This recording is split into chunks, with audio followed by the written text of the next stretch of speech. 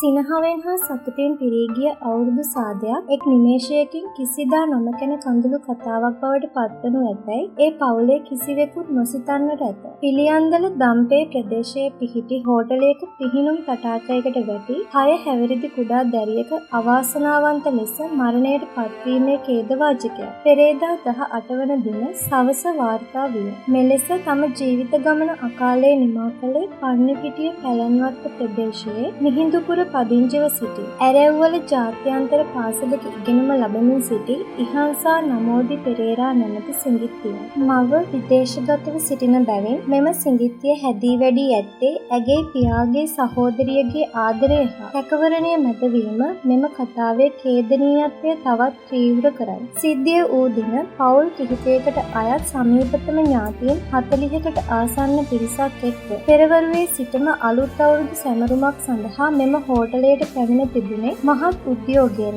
දවස පුරා සතුටින් කාලය ගත කළ ඔවුහු සවස් යාමයේ ජල ක්‍රීඩා කරමින් විනෝද වීමේ අරමුණින් පිහිනුම් තටාකය අසරට රැස්ව සිටියහ. සවස 4:15ට පමණ කුඩා දරුවන් ඇතුළු 10 දෙනෙකුගෙන් යුත් පිරිසක් ජල තටාකය අවට රැඳී සිටිද්දී කිසිවෙකුගේත් අවධානයට ලක් නොවී මාරයා ඒ අසර දැවටමින් සිටියේය. පිහිනුම් තටාකයේ වැඩිහිටියන් සඳහා වෙන් වූ කොටසේ රැඳී සිටි දැරියගේ මාමා කෙනෙකුට එක්වරම ජලය යට තිබී කළු පැහැති ගුලියක් වැනි යමක් දිස්වී ඇත.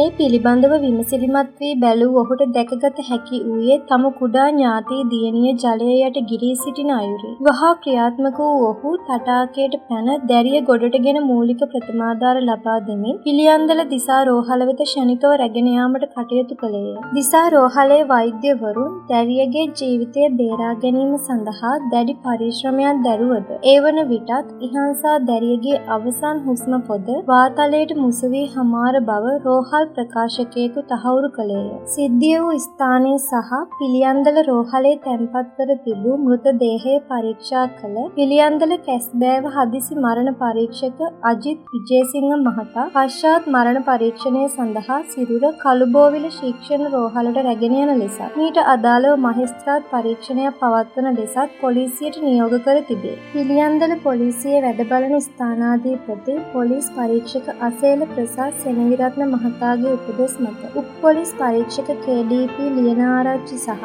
කොස්තාපල් වරුණ යන නිලධාරීහු වැඩිදුර විමර්ශන සිදු කරති. දරුවන් කෙරෙහි අවධානය එක් තත්පරයකට හෝ ගිලිහී යාම කොතරම් බරපතල ප්‍රතිඵල ගෙනා හැකිද යන්න නිහඬවම මතක් කර දෙමින් ඥාතීන්ගේ සිනාහඬින් පිරී ගිය ඒ පරිසරය දැන් කුඩා ඉහන්සාගේ වියෝවෙන් නැගෙන කඳුළු සහ සිසුන් හඬින් පමණක් ඉතිරි වී ඇත.